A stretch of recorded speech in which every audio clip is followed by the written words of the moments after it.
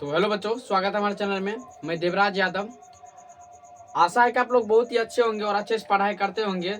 तो आज हम लेकर आ गए हैं प्रश्नावली 3.2 का क्वेश्चन नंबर 2। क्वेश्चन नंबर 2 को बनाने से पहले आपको थोड़ा सा बेसिक पढ़ना होगा दोस्तों।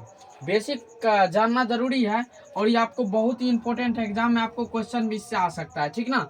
इसको जानते हैं, उसके बाद क्वेश्चन पे चलेंगे और देखेंगे क्वेश्चन क्या है, ठीक ना। यहाँ पर आप लोग पहले समझिए इसको।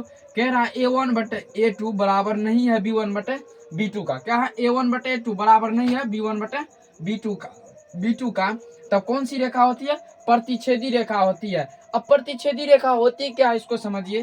प्रतिच्छेदी का मतलब हो गया क्या चीज बाबू? ऐसे एक जो आप ग्राफ खींचिएगा, एक तो ग्राफ आपको ऐसे आएगा, एक ग्राफ मान लीजिए ऐसे आएगा।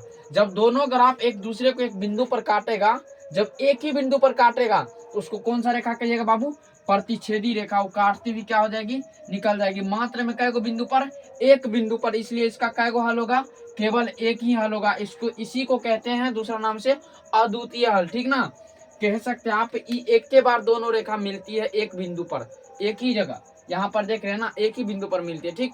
इसलिए इसका नाम प्रतिच्छेदी रेखा पर गया और केवल एक ही हल होता है। आइए दूसरा देखते हैं, समांतर।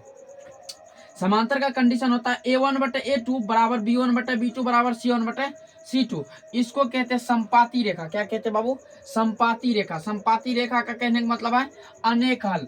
अनेक हल तब होता है जब मान के चलिए एक ग्राफ का ई है, समीकरण का ग्राफ एक ई है। जब दोनों एक दूसरे पर क्या रहता है? ओवरलेप रहता है, एक दूसरे पर चिपका हुआ रहता है। तो इसमें देखिए दोनों रेखा जब चिपकल रहेगा तो इसका तो अनेक हल होगा। कह सकते हैं अनेक बिंदु निकलेगा ना, इसलिए इसका क्या नाम हो गया? अनेक हल। अपरिमित रूप से क्या हो जाएगा? अनेक हल। जिस प्रकार मान लीजिए एगो ग्राफ ऐसा खींचे, फिर एगो ग्राफ क्या हो गया? इसी पे आ गया, इसी पे चिपका हुआ दोनों। तो हर एक बिंदु पर न टच कर रहा है, हर एक बिंदु पर न टच कर रहा है बाबू, तो उसका अपरिमित रूप से क्या हो जाएगा? अनेक हल हो जाएगा, ठीक ना। अब देखिए यहाँ पर क्या है? A1/A2 बराबर B1/B2 बराबर नहीं होगा C1/C2। इसमें क्या हो जाएगा? बराबर नहीं C1/C2।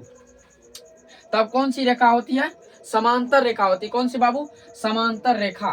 कह सकते हैं आप ई एक दूसरे की क्या होती है? समांतर होती है। एक दूसरे से कहियो मिलवे न करती है, मिलेगी तबे ना कोई बिंदु निकलेगा, कोई हल निकलेगा। मिलवे न करती, इसका क्या हो जाएगा? कोई हल नहीं होगा। प्रतिच्छेदी रेखा में क्या होता है? मात्र में एक बार मिलता है जाके मार्केट में, ठीक ना। एक ही बार, एक ही बिंदु पे, बार बार नहीं। इसमें क्या होता है? इसका परमिट बना हुआ, संपाती वाला का परमिट बना हुआ है। इसका अपरिमित रूप से अनेक हल होता है, पूरा ही मिलता है। तो देख रहे हर एक बिंदु पे क्या हो रहा है? मिल रहा है। ई बेचारा जो है समांतर वाला कहियो मिलवे न करता है, ऐसे एक दूसरे के समांतर ही जाता है, चक्करे काटने में रह जाता है, आप कह सकते हैं। तो इसका कोई हल ही नहीं होता है। जब मिलेगा तभी ना हल होगा जी, आप लोग नहीं समझते हैं, ठीक। अब देखिए इसी के बीच में आता है संगत और असंगत। जब दोनों रेखा एक दूसरे को कहीं ना कहीं मिले, चाहे एक बार मिले कि दिन में भर दिन मिल जाए, उससे नहीं मतलब। रेखा एक दूसरे को मिला तो क्या होगा बाबू? संगत होगा। एक दूसरे को नहीं मिला तो क्या हो जाएगा बाबू? असंगत। जिस प्रकार समांतर रेखा को देख रहे हैं आप यहाँ पर, जब नहीं मिलेगा रेखा एक दूसरे से तो क्या हो जाएगा? असंगत होगा, असंगत। जब दोनों रेखा को मिलेगा तो क्या हो जाएगा बाबू? संगत होगा। इसमें क्या होता है? दोनों रेखा मिलती है एक बिंदु पर या अनेक बिंदु पर तो क्या हो जाएगा? संगत हो जाएगा। चाहे एक के बार मिले कि दिन में 10 बार मिले, उससे नहीं मतलब, क्या हो जाएगा? संगत। और जब नहीं मिला तो क्या हो जाएगा? असंगत हो जाएगा, ठीक ना। चलिए अब जो है इसको आप कहिएगा कि सर जी यहाँ पर A1 और A2 और B1 B2 C1 C2 कहाँ से आ गया? तो देखिए ये रैखिक समीकरण का जो है ना व्यापक रूप है, ठीक ना। दो चर वाले रैखिक समीकरण का क्या व्यापक रूप है। यहाँ से आपको A1 आ गया, B1 आ गया और C1 आ गया, यहाँ पर A2 आ गया, यहाँ पर B2 आ गया, यहाँ पर C2 आ गया, ठीक ना। तो आप यहाँ पर कह सकते हैं A1 B1 C1 A2 B2 C2। क्या आपको कोई संख्या रहेगा? जिस प्रकार आप पहला क्वेश्चन देख सकते हैं आप लोग अपने NCERT बुक का। A1 के जगह है 5, B1 के जगह -4 और C1 के जगह 8, A2 के जगह 7, B2 के जगह 6 और C2 की जगह -9 है। बस यही है यहाँ पे संख्या। आइए अब इसको क्वेश्चन के थ्रू समझते हैं। इसको आप लोग फटाफट नोट कर लीजिएगा, ठीक ना। बहुत इंपॉर्टेंट है, ऑब्जेक्टिव में पूछ देगा और पूछा भी है, ठीक ना। अब देखिए इसको बनाएंगे अपने लोग, वो भी रापची के स्टाइल में बाबू, ठीक ना। तो थोड़ा मिटा देते इसको। बहुत ही मस्त क्वेश्चन है दोस्तों। अब देखिए क्वेश्चन को पढ़ते हैं, अपने लोग आ जाते हैं मेन पॉइंट पे। कह रहा है अनुपात A1/A2 B1/B2 और C1/C2 की तुलना कर ज्ञात कीजिए। इसे करके अपने लोग तुलना करेंगे समीकरण पहला को दूसरा से।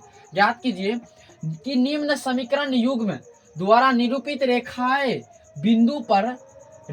एक बिंदु पर प्रतिच्छेद करती है, यह समांतर है या संपाती। अभी जो 3 को हम बताए आपको रेखा, वही पूछ रहा है कौन सी है। आइए आप लोग यहाँ पे दिमाग दीजिए, ज्यादा टेंशन नहीं लीजिए और आपको समझा देते हैं। यहाँ पर लिखना आपको हल। क्या लिखिएगा बाबू? हल। आप देखिए पहला समीकरण को मान लेना आपको A1, सब में A1 B1 C1 मानना है। A1 के जगह देखिए 5 है तो 5, B1 के जगह देखिए -4 है तो 4, पीछे का चिन्ह भी कवर करना है। और C1 के जगह 8 है तो क्या करेंगे? 8 कर देंगे। अब देखिए यहाँ पर ई समीकरण दूसरा है तो इसको क्या करेंगे? A2 की जगह क्या है बाबू? देखिए 7 है। B2 की जगह क्या हो जाएगा? 6 और C2 की जगह बाबू -9। ठीक ना? अब क्या करेंगे अपने लोग? अनुपात में तुलना करेंगे। अनुपात कर देंगे क्या? A1/A2 बराबर B1/B2 पूरा लिख दीजिए पहले, C1/C2। चूंकि आप लोगों को कह दिया यहाँ पर A1/A2 B1/B2 और C1/C2 का तुलना कीजिए अनुपात में। ठीक ना? तो तुलना कर रहे हैं एक दूसरे से। A1 का मान देखिए बबुआ क्या है? 5 है तो यहाँ पर क्या कीजिए आप 5 लिख दीजिए। A2 का मान क्या बाबू? 7 है तो 7 बराबर है तो बराबर। B1 का मान क्या बाबू? -4 है तो 4 और B2 का मान क्या बाबू? 6। यहाँ पर देखिए ऊपर में 5 है तो यहाँ पे -4 है और यहाँ पर 7 है तो यहाँ पे 6 है। एक दूसरे के बराबर क्या है? नहीं है। तो यहाँ पे लिखेंगे नहीं है। क्या है? नहीं है तो नहीं है। और जब यहीं पर नहीं आ जाता है तो क्या होता है बाबू? जैसे कि मान लीजिए इसका हो जाएगा अतः A1/A2 अब बराबर नहीं है क्या चीज बाबू? B1/B2। A1/A2 बराबर नहीं है B1/B2। किसका होता था? प्रतिच्छेदी रेखा का बाबू। अभी तुरंत हम लिखा है किसका होता था? प्रतिच्छेदी रेखा। तो लिखेंगे कौन सी रेखा है? प्रतिच्छेदी रेखा है। क्या है बाबू? प्रतिच्छेदी रेखा है। यही तो पूछा है, प्रतिच्छेद करती है या समांतर है अथवा संपाती है। तो देखे यहाँ पर पहले ही आप कहिएगा सर जी C1/C2 कहाँ लिखे? बाबू जब यहीं पर मुंहची मार दिया, यहीं पर नहीं आगे बढ़ रहा है, एक दूसरे से नहीं मेल मिला पाए, तो आगे क्या इसका जिंदगी बीतेगा आप लोग को पता ही होगा। ठीक ना? तो यहीं पर जब निकल गया तो इसका कंडीशन होता क्या? A1/A2 बराबर नहीं B1/B2।